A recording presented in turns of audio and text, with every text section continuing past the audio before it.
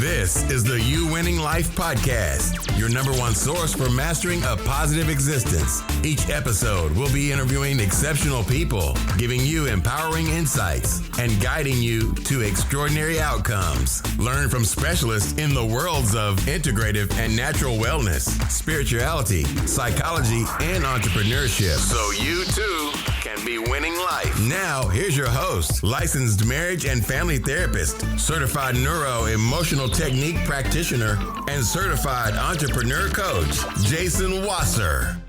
All right, so guys, this is episode 3 that I've done today at the GoBundance conference that I'm an awesome guest of Erica Brawl and On Air Brands, and I'm getting to meet some really incredible people. There's something about being in a mastermind community. There's something about going to these conferences where there's deep dives and people genuinely care about each other. And this morning I happened to have breakfast with Dr. Brett Levine, who is the guest this afternoon. And not only that he's a guest, but he's creating his own community besides being a medical doctor. And I'm going to let you get into all of that. I know there's so much we talked about this morning. We didn't even get into 90% of what we could talk about. But first, welcome. Thank you. So glad to be here. I'm glad you're here. So, gosh, it's there's so many topics that we can tackle in the next 45 or so minutes.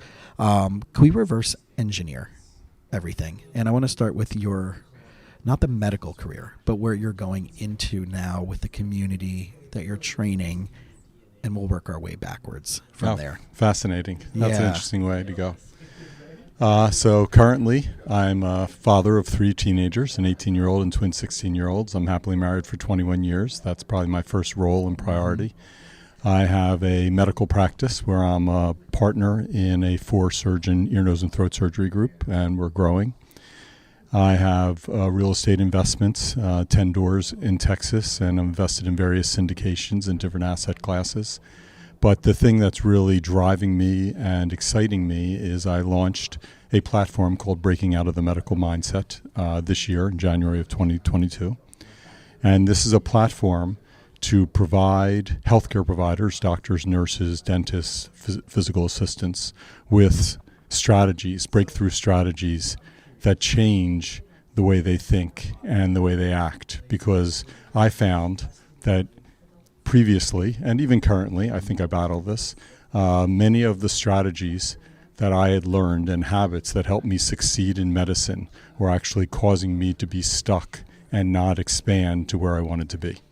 And there's a lot of challenges in medicine today. There's a lot of hopelessness, a lot of suffocation and stagnation, and just they call it burnout. Sure. And I think people are still trying to grow what has worked for them in the past, and it's not getting them anywhere. So this platform really came out of me sharing stories, sharing quotes, sharing lessons, and sharing things that I do differently. It sort of reminds me of a Seinfeld episode, for those people who've seen Seinfeld, where George Costanza did the opposite of everything he would normally do and have all this amazing success by ordering something different at the diner and telling a girl that he's bald and living with his parents, and suddenly his life changes. Yeah. And it sounds very simple to say it, but to actually do things differently than you're used to doing and that has worked for you in the past is really uncomfortable and challenging. But that's where I am now, and starting this platform is uncomfortable and challenging, but also it's challenging in an exciting way. And I've learned that discomfort can also be exciting. Sure. If you look at it that way. Absolutely. So the platform, I send out a blog post once a week. It's a weekly letter. And just this past week, we launched a course which has 30 breakthrough strategies and videos to help people walk through it. It's probably a course someone would have to take over a year. Mm-hmm. It is a lot of content. It's a lot of change. And these are changes I'm sharing from over 10 years. And I think the medical mindset for most of us is have a goal, do it, finish it, move on. But real change is uncomfortable, takes time, and is a process. Yeah, well, this morning at breakfast we were talking about what's that duality between people who are getting stuck and wanting something different versus people who are getting stuck and have no clue, even if someone is telling them, that there's stuff different out there. And, I've been debating for a while, like even when I see it with some of my clients, they show up already when chaos is happening. They're showing up when they're maybe at the brink of getting divorced or there's some major financial difficulties versus preempting things. So in the medical field, and one of the things that I said to you also this morning was, I don't see that many medical doctors. I have a ton of attorneys. I have a ton of people in other professions. And we're, debating around the idea of like vulnerability. Is it right because they don't want to put themselves out there? Is there medical liability stuff? What do you think just being in that field? I mean, you've been in the direct lines. I don't think there's any liability in seeing a therapist or a coach. I think those are expansive, great things, but they do require vulnerability. And the medical mindset is that we are perfect. We do it all alone on our own. And this is one of those strategies that really, to break out of that, you need to learn what leverage is. You need to learn the benefit of networks. I needed to learn the benefit of vulnerability. And that has been a decade-long process of being able to share things that were mistakes, were problems. And people come to doctors to have them solve their problems and don't want to hear about the doctor's problems. Right. So I think the answer is that everything is not medicine. Mm-hmm. So you can have your doctor hat on and follow the goal to be perfect, to do it on your own, because you don't know if you're going to be in the middle of the night not having any backup. But that doesn't have to be your role as a father or your role as a husband or your role as a business owner or your role as a real estate investor or your role as a human who's growing. Yeah. So the leverage component, that's something that I've learned the last couple of years in my business community. The core values of that community is simplicity, probability, and leverage. Love it. Right? Easy. Will this make my life simpler? Yes or no? Is it probable by the goals that I want or the outcomes that I want? Am I setting up the action steps that are likely and highly probable to make that happen? And then the third thing is, if I can't do it and I probably shouldn't be doing it, who should I be hiring or referring it out to do to get it accomplished? And that one blew my mind. And I see this in this different developmental stages, especially in medical fields where we're trained to be very specific, and then expertise training, and then expertise training. And then to say like, no, I want to bring someone else in to do that. So what have you seen in your own developmental stages as a practitioner, as an expert? I mean, you're so specialized in the medicine field. How did that start like getting root in you? Because I mean, you can only see so many people, you can only do so many procedures, and whether it's contracted or it's time for money, but you still hit a wall. How did you start letting go of that? Like, okay. That's a great question, but we're going to have to back up in time then a little bit. Let's do it. So coming out of training, I knew ear, nose, and throat surgery. Mm-hmm. And even within medicine, you come out of training, you've been trained in everything within your specialty, and you want to do it all. And what happens is, over time, just based on volume and time, you can't do it all. You don't get all the referrals for certain surgeries. And after a while, your focus in medicine starts narrowing based on the demand and based on interest, really. And the benefit of a group, the benefit of a practice is we each have different interests. So we have someone who is trained more in voice and swallowing than I am. So most of the people with hoarseness or difficulty swallowing go see my partner. I have another partner prefers working with children. Mm-hmm. I know how to take care of children. I still see children, but the majority of the children go to him because that is his love. So within our medical specialty, we make choices based on what is your passion and what is your interest, and that serves the patients best. I think as far as the business of medicine, running a practice, I learned that I just simply cannot do it all. And I also learned from my mastermind groups and even from friends who are entrepreneurs that it is not good use of my time to do it all. There was a time where I was ordering the printer for the copier, and people were coming to me when this chair was broken or someone was out. And I really was the office manager since I had my own private practice. And people were always standing at my door asking me to fix this, and fix this outside of medicine. And over time, I had to learn that it wasn't a cost for me to hire an office manager. It actually was an investment to free me up, to allow me to focus my time in a different way. That is something I had to learn That is not what you learn in medicine, because in training, you are doing everything. You really are. You are expected to go take some blood if blood needs to be done, go bring a patient to a test if that needs to be done. You do whatever needs to be done, because that makes it a sign that you never say no and you are good at what you do. But over time, I learned that no actually is power. Oh, no, it gives you choice and control. And no allows you to find your hell yes, which makes your life much better. I love that. One of my coaches that I did a training with, he's all about that. It's either hell no or hell yes. Yes. But there's no hell maybes. Yes. And if it is a hell maybe, then it's definitely a hell no. Yeah. Right? And when I share that with people, they're like, wait, what? And I'm like, it really is that simple. And to have the audacity to just be like, I just don't have the bandwidth for that, or this is not the right fit. Like, I think our society is now in our entrepreneur space that's shifted, but I think as that's trickling into the non-entrepreneurial society, I think that psychology is finally gaining more hold. But when you were talking before about like, it sounds like triage. Like when you're in a business, and it could be a medical practice, it could be anybody that's listening. Like you said, they have to say yes. They have to be the type of person that's most agreeable. And I know like Jordan Peterson talks about that when the psychology of traits. And yes. I know he's a controversial person of himself, but in that one thing of like the agreeability that he talks about when it comes to businesses and working for someone that you, and I've talked about this in an earlier episode, that people who are working for others sometimes feel that they need the job and know that they need the job more than the company might need them. I think there's a time for yes and there's a time for no. And when you are learning and growing and proving yourself, yes is the answer. Yes gets you in the door. Yes puts you in front of other people. That is the time for yes. When you're a leader, when you're an owner, when you're trying to manage other people, then I think there's a time for no. It's different stages in the whole growth phase of schooling and structure to leading.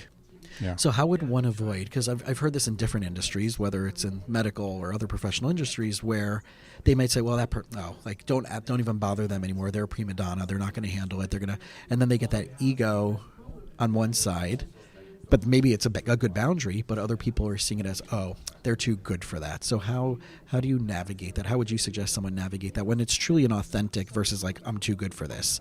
And I see that commonly. I think it really depends on the individual situation, but I think communication and expectations for the job, for the position, and with the person is really important to know why they are there, what they want out of it, how you can find a win-win. Everything doesn't have to be a win-lose.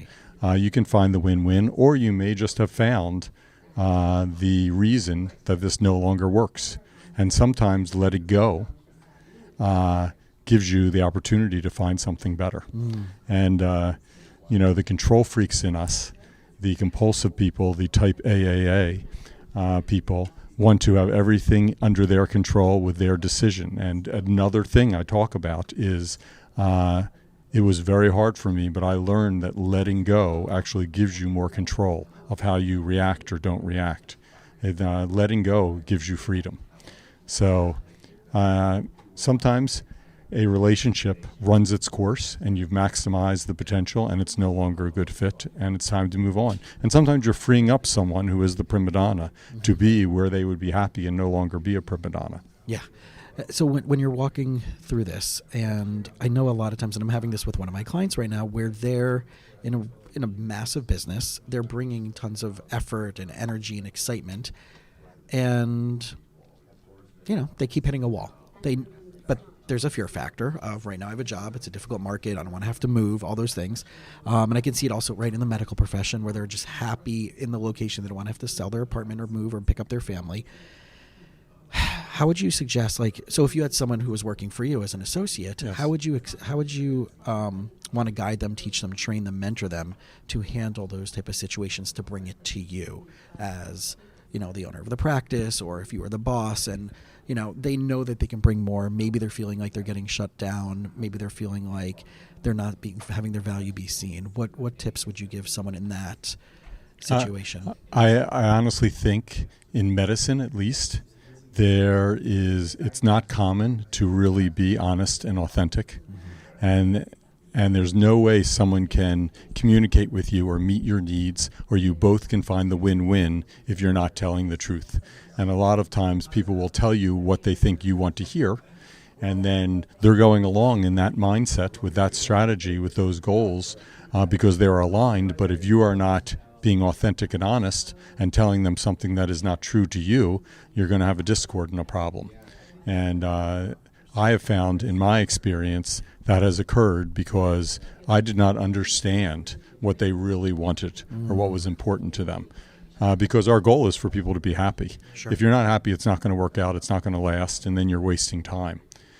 So you can't make people happy unless they tell you what will make them happy. There's no way for me to know what will make you happy, for me to know what will make a patient happy, or for what will make any of my associates or staff happy, unless they tell me this is important to me, this is what I value, this is my goals. So I speak in values and goals, really. Yeah. So I guess that does go back to being either empowered or feeling like a victim in this situation. I don't know if I would call it empowered or victim, or just really being honest with yourself. In GoBundance, we sort of pick a theme each year. And when I started out coming from the medical mindset, my themes were all how I thought in medicine, soar, how much can I accomplish? How fast can I increase my horizontal income, my financial freedom? Everything was driven towards accomplishing end goals, because that's really very action-oriented. And I'm goal-oriented, as most people in healthcare are. Yeah. And this year's theme is trust your truth. It's just really about trust and not feeling and being as authentic and real as I can be, which is extremely vulnerable. And all of the posts that I share are really true life crises, true life moments of discomfort. But those moments are where change occurs. And if you just keep doing the same thing over and over, you're going to see the same result and nothing's going to change. Sure. And I am a bit addicted to change and growth, because how else will you know what your potential is for life? And there are many gifts medicine gives you, and one of the gifts is your mortality is staring you in the face every day. And I see people my age or younger who are at the end of their life, or you see or know or hear people who've ended their lives much younger than you would hope for. And it's just a reminder that none of us knows. Sure. So I have to just achieve and experience as much as I possibly can while I'm here. Well, the phraseology of it is very soft. It's very loving. It's much more tender than, like you said, like these action-oriented big goals that are KPIs and all those other things. And I know that as part of this community and other mastermind communities, they want it to trickle into your personal life, into your health, into your spirituality, into your family, into your relationships, all that stuff like that. Before, you talk about being a father and family stuff, and where have you seen the biggest changes from yourself? Because like you said, you were already into all of this stuff, but then once you got involved in this type of community, it kind of really it exploded. I would say. Yeah. I would say the biggest, if I had to pinpoint one thing, it is not limiting who I am, how I am, and what I do based on being a doctor. And I would say that in the beginning of my professional career and through my training, I had a laser focus of getting through college, getting into medical school, getting into residency, finishing my training, and beginning a practice. I had such a laser focus that I really didn't have any serious relationships, didn't get married, didn't have kids, didn't buy a house. Medicine took priority, which is really the case for most people, and it's why they suddenly take this fast-forward approach the minute they get a job of, okay, now I need to get married, now I need to get kids, now I need to get a house, and you have this massive expectation just to catch up because you've missed 15 years of life. And for that time period of this laser focus, really nothing trumped me excelling in what I do and having that image of who I wanted to be as a surgeon you would be confident in, coming in and going to sleep and having me operate on you. Yeah. Over time, I have learned and realized I can be funny still, or I can give you a hug, or I can share a story about my kids that I never would have done earlier in my life, because I wanted to have this, I wanted to grow and maintain this image of a respected physician that you can trust. I've come to learn that people trust me more when they see me more as human. And I share, what it's like having 3 teenagers, which is a challenging time in fatherhood. Or I share, a story about my wife, or a story about tennis, or just really anything about life, because people have a need for connection. And I think they especially have a need with their doctors. And that is why people drive an hour to come to our office, because they saw us somewhere, they like us, and they don't want to try out other people. Yeah. There's a value to relationship and connection. Yeah, and I debate this a lot with chiropractic community, because I have a very niche in those type of things where it's a little bit more open, because you're getting in there, you're getting into their body. And I see that with a lot of my friends, that they bring a lot more of themselves into the room. And then you have people obviously who have no boundaries, and that's in every field, but those who are doing it in a healthy way. And you can see the relatability factor for the practitioners, whether it's a therapist or that. And I know that everybody talks about bedside manner mostly with primary care or specialist type medicine, but they don't necessarily talk about it when it comes to the ancillary supports, PTOT, speech, or the Eastern stuff, right? Even holistic practices, acupuncture, and all that. Yeah, I think because those it is accepted and welcomed for it to be a whole experience and interaction, for there to be a sharing of vulnerability. I know people who are acupuncturists or masseuses, and they will say they have clients who cried, just from their interaction and released. I think there's so many differences between those disciplines and Western medicine, which now is really guided by volume and technology. Yeah. So those are distractions along the way and challenges for the future of medicine, really, because we have this middleman called insurance that forces people to certain doctors, forces doctors to take whatever they get paid or watch their pay go down regardless of how good they are. And honestly, I think is the downfall of the future of medicine, but that's a whole different topic. Oh, I agree. Well, I told you this morning that I dropped pretty much all my insurances, and it's been so frustrating because I genuinely feel bad, because the insurance that I dropped, I actually have for myself, but I don't use it except for when I'm going for a lab. But it is so frustrating, because one, as a practitioner, that's the last thing I want to do is not service a certain population, especially if they've been with me so long, and then I had to work out special rates with them, which has been a blessing on both sides, because then we don't have to worry about coding and diagnoses and stuff like that. But I do see this, I don't know, how do you see it as sustainable? And I think maybe this is probably what you get into in your courses or do you get into this, the sustainable model of what is, where you have 8 minutes, 6 minutes, 4 minutes, whatever it is, with a patient. How can you get what they need from you? You try to direct it as best you can, and try to leverage your staff. I have a great medical assistant who gets most of the history, the medical problems, the medications, the surgery, things that I don't need to sit and record, and sort of gives me a foundation to walk in and direct in a more narrow focus than starting in 1942 of why they're here, and talk about that problem specifically and on their area. And everyone has to have some compassion and understanding that when you go into a doctor's office, you are seeing someone after 5, 10, 15, or 20 other patients have been there. So it's not McDonald's. Every quarter pounder with cheese doesn't take the same amount of time. And all you can do is understand that everyone's doing the best they can, is honestly. And sometimes we're running ahead of schedule and we have no wait. And sometimes we've had 2 patients that were more complicated, or had an anxiety attack and fainted, or bled or something, and have thrown the schedule out. Yeah, which makes sense. And if only, it's as much as we get annoyed at the doctors and the doctor's offices, we need to take that into consideration, that you are doing some heavy lifting sometimes. Yeah. So I want to jump back just a little bit, because I know that, again, this course that you're creating in this platform for medical practitioners, but the idea of how all of this, of what you've been doing, has affected your family, has affected your marriage, has affected the stuff that, we come in and people talk about net worth and talk about properties, and everybody here is talking about real estate, but At the end of the day, you're still going home. Yes. That's a really, really interesting question that no one's ever asked me. And I would say that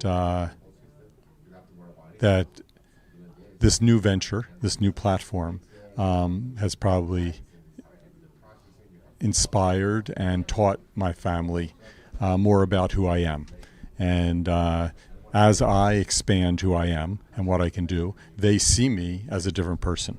And my wife has become more involved in the things I do. She gives her opinion. I certainly don't ask her for her opinion when I do a surgery or I see a patient, but with breaking out of the medical mindset, she's seen the videos. She knows the teams I work with. She sees what I write. So her input is part of it, which I think helps our relationship. My children know all the mastermind group members who meet at our house. They know the different projects. They see me creating something from nothing. And those are all valuable possibilities for them to see in a role model, to see besides me just heading off to the hospital or heading off to see patients. I think we don't always appreciate how powerful the foundation is that we give our kids, good or bad, of what they see to make the meaning of a man, a woman, a father, a husband, a wife, a mother. And so I really am aware and appreciate that. I appreciate that when I play tennis on a regular basis. I appreciate that when they see me working at night or leaving early in the morning or coming home early to hang out with them, or me being at their games, or me introducing them to friends that can maybe help them because, they see their parents in a different light than they see other people. All of that are gifts you can give your children. So I think as I expand and do more things and am less narrowed and constrained, that expands the possibility for my children.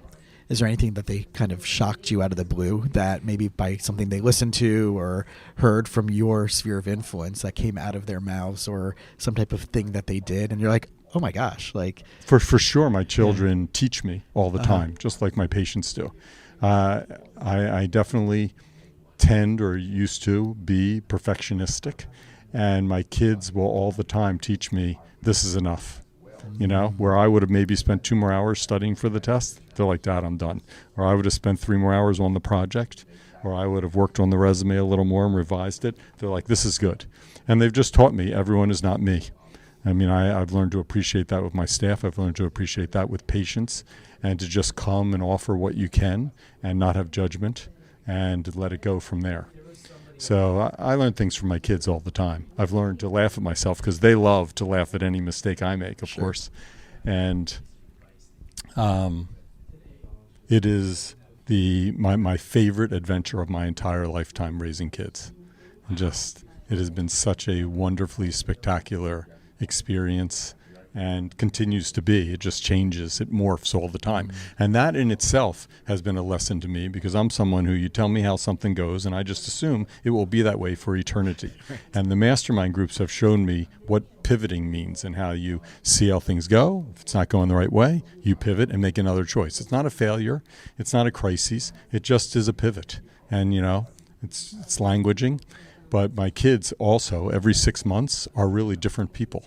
They're all in high school, and the difference between being 16 and 16 and a half and 18 is really different as they make different decisions. My son has gone through a whole journey of applying for college, and whether he wants to stay in state or go out of state, or whether he wants to go to community college.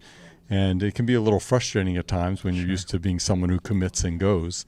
But it also allows me the grace to give him the freedom to make choices for his own life. I love it. I feel that word has not been used often enough especially in the last couple of years, of like just having grace and just because everything has been so insane and so intense, and I think coming to these type of communities is a little bit of a reprieve from all of that. Yes. And then you at least get to like recharge, refresh, and like at least maybe bring this home and like, all right, let's trickle it down a little bit. And even though I'm not part of the community and I have my own, but it's still like, right. That's, we got to work on that. But I know just being in this environment. Well, this environment that you're seeing here expands to your life when these are the people that you hang out with in life. Yeah. It's all a choice. It's all a choice of your focus, of what you say yes and no to, and how you align your time. So I have been able to sort of change my life to narrow it more to people who align to the future me that I want to be. And that takes intentionality, it takes focus, and it takes the decision making to say no to things you might have said yes to because you don't want to make someone uncomfortable, or because you want to be nice, or because that's what you've done before. And it's very easy to robotically and unconsciously just live the same day, life, month, year, and suddenly you're 70 and you say, where did my life go? Yeah, I think that bandwidth factor of saying yes, saying no, what causes chaos, what doesn't cause chaos, I'm seeing it more and more where even when healthy boundaries are very much part of my private practice, but even the clients I would take on early on did not have core value-based or these principles of saying, well, who's an appropriate client for me versus like, nope, I have to take everybody. And I wonder, like, as people are listening, for whether it's in their business or their personal life, is to sit down and come up with those core values. And I know we talk about it in the most generic way. Well, what are the core values? Oh, I want someone nice and kind and funny. But I'm talking about deeper dives into that, but also making it for different categories. You can have it for your family. You can have it for your relationships. You can have it for your friends. You can have it for your coffee, whatever it is. But at least you have a set of guiding principles that'll minimize some of that chaos. So just as we wrap up, I want to go back to the breaking out of the medical mindset platform. Who absolutely needs it? Who should be, after hearing this episode, who should be jumping on, signing up, and getting in front of you? Yeah, this is perfect for any doctor, nurse, or anyone in healthcare, any healthcare professional who feels stuck, who feels like they are not as happy as they wish they were, who wants tomorrow to be different from today, who wants more hope, who wants just new ways to think, who wants to realize and learn things they don't even know they don't know. We don't know what we don't know. Yep. And when you know better, you do better, is what Oprah says. And I believe that. And the 30 breakthroughs in the course are all things that I didn't know I didn't know. All things that I learned that literally changed my life, one step at a time. So I think anyone there's many, many other platforms out there to invest your money, to join groups, but this really is a platform to change how you think. The mantra I say throughout the entire course is, if you want to change your life, you have to change your mind. And changing your mind means you have to make a decision yourself. Change means you have to do something different from what you've already done. And mind means you have to make a different suggestion, a different choice, a different solution. And that is what breaking out of the mindset serves to help people do. It serves to help you think differently and see different possibilities. So my last question is a little bit playful. Do you think that if medical students or those thinking about going to medical school took your course, that they would decide not to go into medicine? That they would, because you have that. So nothing in the course is anti-medicine in any way. And I'm not suggesting that, but my question would be, like, because you get stuck in that model, you get stuck in that box, and then finally you're like, no, that's not going to happen to me. I'll be fine. I'm going to be able to buck the trend. I'm going to have influence. I'm going to change the system. Right? We have that in all of our industries. Yes. And I know I've hit the wall so many times in mine, especially when I do the integrative mind-body stuff and I'm leaning into functional medicine. But what therapist is doing any of that? And it's very few of us. So I'm like now dancing in other weddings, so to speak. So I'm wondering, like, if people, I guess maybe it's not, as harsh as it wasn't as harsh as I wanted to sound, but do you think there are people who will be like, oh, I have this idea of what the medical world's going to be, and then they get into the real world like you did and many other colleagues, and they're like, oh crap, like, this is why you created this. If they were taking it in graduate school, if they were taking it before they decided, do you think there would be a very different trajectory earlier on? Or someone might say, do you know what? Wow, I don't want to get stuck there. So I'm going to say something that no doctor will say because it's the medical mindset. I don't know. I really have no idea. I don't think it's an appropriate thing for medical students because I do think that is a time, if you want to succeed, that you need to have narrow focus. Okay. and not be expanding these other things. I almost think it might be confusing because you don't have the bandwidth for all of the knowledge and experience you're gaining right now. It's perfect for people who are out of training, a few years out, have sort of caught up to all those things they needed to catch up with, and now want to expand their life and live their dream. That is where this is perfect. From 3 years out to 30 years out, this is the That's perfect the red carpet. place. If you meet that criteria, Yes. this is exactly. And where do they find it? On the web, www.boommindset.com. That's BOOMMINDSET.com. And you can sign up. The weekly letter is free, and the course is available there too. Awesome. So, guys, anybody knows anybody that could be in this position to benefit from this course? I'm sure there's so many other wonderful topics that we can get into. Just this Absolutely. whole mindset of just self-care and all the other aspects that we forget about is always important to review. But again, thank you so much. Thank you for this your time. opportunity. This was great. Cool. Thanks. Thanks for listening to the You Winning Life podcast. If you are ready to minimize your personal and professional struggles and maximize your potential, we would love it if you subscribe so you don't miss an episode. You can follow us on Instagram and Facebook at You Winning Life.